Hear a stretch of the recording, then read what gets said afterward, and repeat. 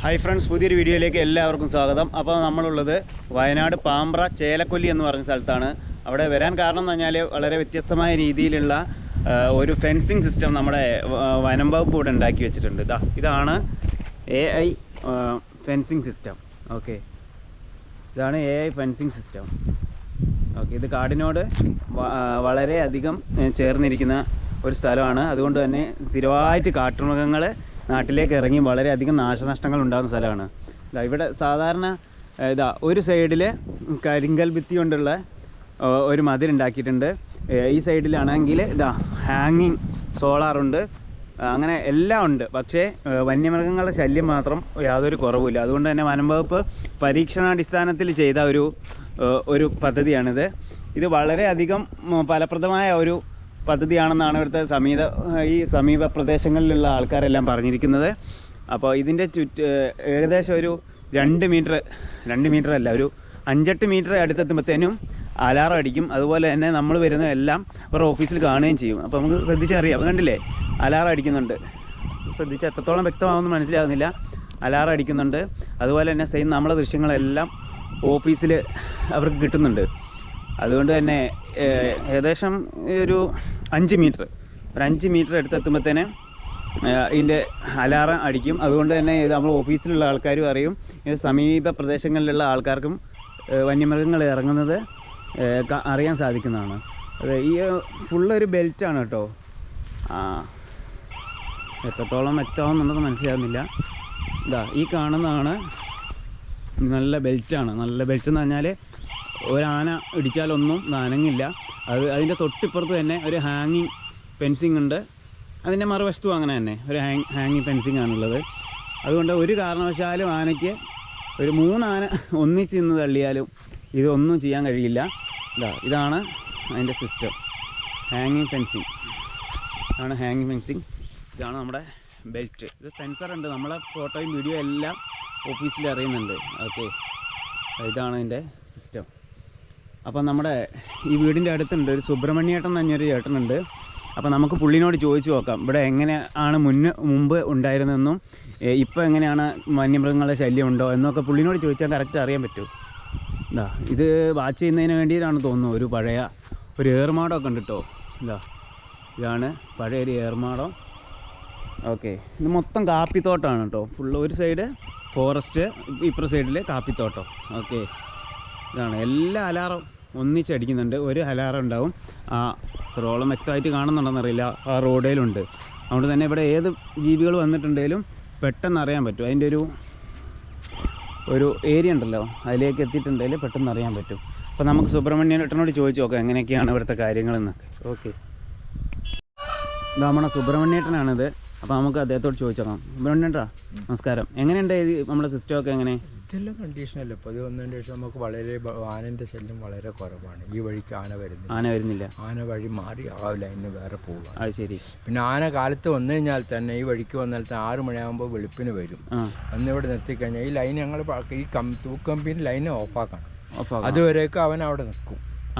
അത് നോക്കി ശ്രദ്ധിക്കും. അവൻ കൈ കൊണ്ട് തട്ടിയിട്ടും തുമ്പിക്കൈ കൊണ്ട് തട്ടിയിട്ടും കറണ്ട് ഉണ്ടോ നോക്കി ഓഫായി കഴിഞ്ഞാൽ അവൻ ആ വഴിക്കാൻ ചാടിപ്പോകും. അങ്ങോട്ട് ചാടി അതൊന്നും ടച്ച് ആവൂല. അവനിപ്പുറം വേറെ വഴിക്ക് കയറി അങ്ങനെ തിരിച്ചങ്ങോട്ട് തന്നെ ഫോറസ്റ്റിലേക്ക് പോകും. അത് ശരി. ഇത് വന്നതിൻ്റെ ശേഷം ഇപ്പം നമുക്ക് ഒരു 3 മാസം കഴിഞ്ഞ് 100 ദിവസം ആകാൻ പോവുകയാണ്. ഈ വഴിക്ക് നമുക്ക് യാതൊരു കുഴപ്പമില്ല. അപ്പോൾ ഈ കരിങ്കല്ലിൻ്റെ ഇതുകൊണ്ടൊക്കെ ചാടിക്കറന്നു മതിലെല്ലാം കുത്തിപ്പൊളിച്ചാൽ പരിപാടി പറ്റും. മറ്റേ സോളാറും അത്ര വലിയ ഫലപ്രദമല്ലല്ലേ? തൂക്ക് ഈ തൂക്കിലൊക്കെ കുറേ കൊണ്ട് മെച്ചം ആണല്ലേ?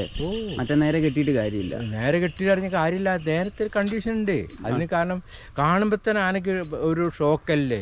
അത് ശരി. ഈ കാട്ടിലെ മൃഗത്തിന് ഇത് കാണുമ്പോൾ ഇത് പുതിയ സാധനമല്ലേ. ഇതുകൊണ്ട് ഇത് ഏകദേശം ഒരു 10-75 മീറ്റർ ഇല്ലേ? 70 മീറ്റർ ഉണ്ടാവും. 70 മീറ്റർ അല്ലേ? നല്ല ചിലവ് വരുമല്ലേ ഈ സിസ്റ്റത്തിന്? നല്ല ചിലവ് പറഞ്ഞാൽ ഇതിന് തന്നെ 16 ലക്ഷം 17 ലക്ഷം എന്ന് അറിയില്ല. 17 ലക്ഷം രൂപ ചിലവുണ്ട് ഏകദേശം 70 മീറ്ററിന്. അപ്പം മൊത്തത്തിൽ നമുക്ക് വ്യാപിപ്പിക്കൽ അത്ര എളുപ്പമല്ല. പക്ഷേ ചെയ്തിട്ടുണ്ടെങ്കിൽ അതിന് ഫലപ്രദമാണ്. എന്താ പറഞ്ഞാൽ ഇത് കാരണം ഇപ്പം എന്താണ് ഇതിൽ പിന്നെ ഇതിൽ നെറ്റിൽ 24 മണിക്കൂറും കറണ്ട് പാസ് ചെയ്തുകൊണ്ടിരിക്കുക. അപ്പൊ ഏത് മൃഗം വന്നാലും ശരി കാട്ടിലെ ഞാൻ അവിടെ എത്തിയപ്പോ തന്നെ അലാറം അടിക്കാൻ ലൈവായിട്ട് വീഡിയോ അവിടെ സ്റ്റേഷനിൽ കാണുകയും ചെയ്യും. കാണും തിരുവനന്തപുരത്ത് അതെല്ലാം അലാറം ആയതുകൊണ്ട് നമുക്കും കേൾക്കാൻ ചെയ്യും. അവിടെ ഒരു റോഡേലുണ്ടല്ലോ ഒരു അവിടെ അറിയാൻ പറ്റില്ല. ക്യാമറയാണ്, അതും ക്യാമറയാണ്, ഇതും ക്യാമറയാണ്, പിന്നെ അതൊക്കെ ക്യാമറയാണ്. ശരി. ഇത് ക്യാമറേൻ്റെ അവിടെ 5 ക്യാമറയാണ്. ശരി, 5 ക്യാമറ ഉണ്ട്. 5 ക്യാമറ ഉണ്ട്. 5 അല്ല 6 ക്യാമറ ഉണ്ട്. കാട്ടിലേക്കുള്ള ക്യാമറ അങ്ങോട്ട് വേറെ. അതിൽ തന്നെ നെറ്റിൽ തന്നെ 3 ക്യാമറ ഉണ്ട്. ഇതുണ്ട് ഒരു ക്യാമറ, ഒരു ക്യാമറ ഇതാ, ഒരു ക്യാമറ അവിടെ. അത് ശരി. അപ്പോൾ ഏതായാലും നിങ്ങൾക്ക് സമാധാനമായിട്ട് വന്നേ പിന്നെ കിടന്നു. ഞങ്ങൾക്ക് പിന്നെ അങ്ങ് എപ്പോഴും ഞങ്ങൾക്ക് ഇതിനെ പറ്റി അറിയാലോ. എന്താ പറഞ്ഞാൽ അല്ല, ഇത് വരുന്നതിന് മുമ്പ് ബുദ്ധിമുട്ടല്ലേ? പിന്നെ ഞങ്ങൾക്കറിയാം ആന വരുന്ന സമയം നേരെ ആന 6 മണി, വൈകുന്നേരം 6 മണിയാകുമ്പോഴേക്കിനെ പതുക്കെ ആ വഴിക്ക് വരും. ആ എസ്റ്റേറ്റിന്റെ ബൗണ്ടറിക്കൂടെ വരും. അപ്പൊ ഞാനും ഭാര്യയും പെട്ടെന്ന് ചായ കുടിക്കുമ്പോൾ ഞങ്ങൾക്ക് ഒരു 5-5:30 ആവും. ആ ചായ കുടിക്കുന്ന സമയത്ത് തന്നെ ആന വരുന്ന ഭാഗം ഞങ്ങൾക്ക് ആ പാൻ്റെ നെറ്റിയാണ്. ആ പതുക്കെ സ്ലോ ചെയ്തിട്ട് അവർ ആളുണ്ട് എല്ലാം. അപ്പോൾ ആ സമയത്ത് ചെയ്യുമ്പോൾ ഞങ്ങൾ വന്നു കഴിഞ്ഞാൽ അപ്പം തന്നെ ഫോറസ്റ്റർമാരെ വിളിക്കും. അവർ വന്ന് നല്ല സപ്പോർട്ടല്ലേ സ്റ്റാഫുകള്? നമ്മളെ സംബന്ധിച്ച ഒരു ഭൂരിപക്ഷം 100% രാത്രിയൊക്കെ വിളിച്ചു കഴിഞ്ഞാൽ ചിലപ്പോ എവിടെയെങ്കിലും ദൂര സ്ഥലത്താണെങ്കിൽ മാത്രം പറയും അവര്. കാരണം ഡ്യൂട്ടിക്ക് പോകുന്നല്ലോ. ഇവിടെ മാത്രല്ലല്ലോ, വേറെ സ്ഥലങ്ങളുണ്ടല്ലോ. 4-5 കിലോമീറ്റർ അപ്പുറത്തായിരിക്കും. അപ്പൊ ഒരു സുബ്രേട്ട് ഞങ്ങളിപ്പോ എത്താൻ അറിയും. ആ സമയത്ത് നല്ല സപ്പോർട്ടാണല്ലോ നമ്മുടെ ഡെപ്യൂട്ടി ഗഫൂർ സാർ ആണെങ്കിൽ. എല്ലാ ഉദ്യോഗസ്ഥന്മാരും നല്ല സപ്പോർട്ടാണല്ലോ. അങ്ങനെ വേണം, എന്നാലേ നമുക്ക് മുന്നോട്ട് പോകാൻ. ചിലവരും ആദ്യം പറഞ്ഞപ്പോ പോയ ഡെപ്യൂട്ടി പറഞ്ഞ ആനന്ദ് ചില ആൾക്കാര് അങ്ങനെ ഒരുപാട് ആൾക്കാരുടെ സ്വഭാവം അയാളെ വല്ല കുറെ നമ്മൾക്ക് ഇതായിട്ടുള്ള മോശമായിട്ട്. ഈ സാർ അങ്ങനല്ല, ഗഫൂർ സാർ നല്ല സപ്പോർട്ടാണല്ലോ, നല്ല കണ്ടീഷനാണ്. അതാ പറയുന്നത്. ഇപ്പോ ഈ നിങ്ങൾ സ്റ്റേഷനിൽ പോയി സാറിനെ കണ്ടിട്ട് നേരം അവിടുന്ന് പെർമിഷൻ വാങ്ങി, നമുക്കറിയില്ലല്ലോ സ്ഥിതി എന്താണെന്ന്. അതെന്ന് വെച്ചാൽ അതിലെ വന്ന് കാരണം പറയാ അതിലെങ്ങനെ വന്ന് അതായത് വാച്ചറാണോ ചോദിക്കാൻ കാരണം. നേരത്തിൽ അതിന്റെ കണ്ടീഷനിൽ അങ്ങോട്ട് പോവാണെങ്കിൽ ഒരു കുഴപ്പമില്ല. അതങ്ങനെ ശരി, അങ്ങനത്തെ ഭൂരിപക്ഷം. ഇപ്പൊ ഇവിടുന്ന് ബോംബെന്ന് ഒരു ടീം വന്നിരുന്നു. ഒരു വലിയ പോർഷന്മാരുടെ ഉദ്യോഗസ്ഥനിൽ കുറെ മുന്തിയായിരിക്കും തോന്നുന്നു.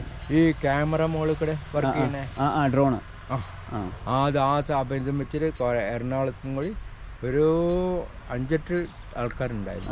അവരും വന്ന് ഇതേമാറ്റം എല്ലാ കാര്യം അന്വേഷിച്ച് അവരും പോകുന്നതാണ്. എല്ലാ ഒരുവിധമുള്ള ചാനലുകാർ മുഴുക്ക ഭൂരിപക്ഷം ഇവിടെ വന്നിട്ടുണ്ട്. എല്ലാവരും ഇനിയും വരാൻ നിൽക്കുകയാണ്. ഇനി തിരുവനന്തപുരത്ത് വരാൻ നിൽക്കുന്നത്. ഇനി ഇതെല്ലായിടത്തും വ്യാപിപ്പിക്കായിരിക്കും കേട്ടോ ഈ സിസ്റ്റം. നല്ല വിജയമായതുകൊണ്ട് കാര്യമാണ് പറഞ്ഞ ഇതിന്റെ ഗുണം എന്ന് പറഞ്ഞാൽ എന്താ അറിയോ, എവിടെയെങ്കിലും നല്ല സെൻട്രലാണെങ്കിൽ കൊടുത്തുക 20 ജനം കാണും. സർക്കാർ അത്ര അപ്പൊ ചിലവർ പറയും നമ്മളെ കേന്ദ്രത്തിൽ നിന്നും ഫണ്ട് കൊടുക്കുന്നുണ്ട്, നമ്മളെ കേരളത്തിൽ നിന്നും ഫണ്ട് സംഗതി നടക്കുന്നില്ല. ഓരോരുത്തർ വന്ന് പെടുമ്പോഴേ പറ്റി അറിയുള്ളൂ. ഈ കാടിന്റെ അകത്ത് താമസിക്കുന്ന നമ്മളെക്കാട്ടും കഷ്ടപ്പെട്ട് ജീവിക്കുന്നവർ എന്തോരുണ്ട്. ശരിയാ, എത്രയോ ആൾക്കാരുണ്ട് ആര് സ്വന്തം പറമ്പിലേക്ക് പോകാൻ പറ്റാതെ നിൽക്കുന്നത്, റബ്ബർ വെട്ടാൻ പോകുന്നവര്, ആനപിടി കൂടുന്നത്, പല കാര്യങ്ങളും നടക്കില്ല. പോത്ത് എല്ലാ കാര്യങ്ങളും ശല്യല്ലേ. നമുക്കൊക്കെ പോത്ത് വന്നാൽ അവിടെ നിന്ന് നിരന്ന് കാണാം. പോത്തൊക്കെ വരുന്നുണ്ടല്ലോ. കാട്ടുപോത്ത് 10 ചില സമയത്ത് 10-30 ഉണ്ടാവും. കടുവശല്യം ഉണ്ടോ? കടുവശല്യം നമുക്ക് ചുരുങ്ങി. കടുവശല്യം ഒരു ചുരുങ്ങിയത് ഇപ്പോൾ എൻ്റെ ഒരു കിടാവിനെ ഞാൻ ഉച്ച സമയത്ത് അത് അവിടെ പശുക്കളെ തീറ്റിക്കൊണ്ടിരിക്കുകയാണ്. അപ്പോൾ ഒരു വയസ്സായ കിടാവ് അക്കരെ തന്നെ. അപ്പോൾ ഞാൻ 2:30 മണിയായിട്ട് കുറച്ച് വെള്ളം കുടിച്ചിട്ട് വരാമെന്ന് പറഞ്ഞാൽ ഒരു കടുവ കുഞ്ഞിനെ പൊക്കിയിട്ട് പോയി. അതിനെ പൊക്കിയിട്ട് പോയി. പിന്നെ ഇവിടുന്ന് ഈ മതിൻ്റെ ഇവിടുന്ന് റോഡുണ്ട്. ഇതേ സമയം ഈ സമയത്ത് തന്നെ അപ്പോൾ പിന്നെ വില്ലേജിലെ വാച്ചർ സുബ്രേട്ട് അവിടെ നിന്ന് ഒച്ച കേൾക്കുന്നുണ്ട്. നമ്മൾ ചെന്നപ്പോൾ തന്നെ 2 വയസ്സൊക്കെ കിടാവിനെ പിടിച്ചു കഴിഞ്ഞു കൊണ്ടുപോയില്ല കൊല്ലും. അതേമാതിരി തൊഴുത്തിൻ്റെ അകത്ത് വന്നിട്ട് ഈ തൊഴുത്തിൻ്റെ അകത്ത് രാത്രി 12 മണിക്ക് വന്നിട്ട് മിൽമൻ്റെ ഒരു കിടാവായിരുന്നു കുത്തി വെച്ചിട്ടുണ്ടായിരുന്നു. അപ്പോൾ അവരെല്ലാം സപ്പോർട്ടിന് ചെയ്യുന്ന അതിനെ പിടിച്ച്, കാരണം അവിടെ നിന്ന് ഇങ്ങോട്ട് ഇറങ്ങാൻ സാധിക്കും, പിടിച്ച് മുകളിലേക്ക് കയറാൻ പറ്റില്ല. അങ്ങനെ ആയതുകൊണ്ട് അത് വിട്ടിട്ട് പോയി. ഞങ്ങൾ രാത്രി ബഹളം വെച്ച് എല്ലാം ഇറങ്ങി. അപ്പോൾ തന്നെ പോർഷന്മാരെ വിളിച്ചു. നഷ്ടപരിഹാരമൊക്കെ അത് അവര് തന്നെ എല്ലാ സപ്പോർട്ടും ചെയ്തു.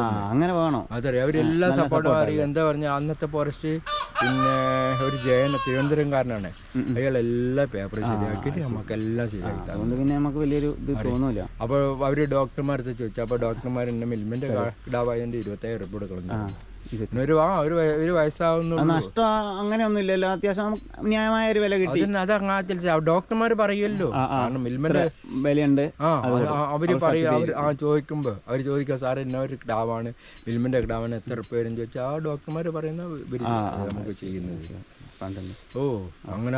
പിന്നെ അതിന്റെ ശേഷം ഫോറസ്റ്റർമാരെ നമുക്ക് സപ്പോർട്ട് ചെയ്യാണ്. ഇവരായിട്ട് ചോദിച്ചിട്ടും ഫെൻസിങ് ഉണ്ടെന്ന് പറഞ്ഞിട്ട് അവര് തന്നെ എല്ലാ സപ്പോർട്ടും. പിന്നെയും വീണ്ടും 3ാമത്തെ ദിവസം കടുവ വരുന്നുണ്ട്. ആ പറഞ്ഞ മരത്തിന് വാക്ക് കണ്ടീഷനാണ്. രാത്രി 12 മണിക്കാണ് വീണ്ടും സാധനം എത്തിയിരിക്കും. ഒന്നിനെ പിടിച്ചു കഴിഞ്ഞാൽ ആ സ്പോട്ടിലാകുമ്പോൾ വരും. അതല്ലേ? ഓ പിന്നെ ദൈവം സഹായിച്ചിട്ട് ഇതുവരെയൊക്കെ കാശനെ കണ്ടു. കാട്ടിന്ന് കരയുന്നില്ല, ബഹളൊക്കെ കേൾക്കാം. കാണാതിരിക്കട്ടെ. നല്ല ഒച്ചപ്പാടും ബഹളൊക്കെ കേൾക്കാം. ശരി സുബ്രേട്ടാ.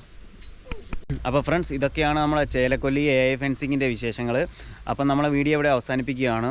അപ്പോൾ നമ്മുടെ വീഡിയോ ഇഷ്ടപ്പെട്ട എല്ലാവരും ലൈക്ക് ചെയ്യുക, കമൻറ്റ് ചെയ്യുക, സബ്സ്ക്രൈബ് ചെയ്യുക. Okay, thank you.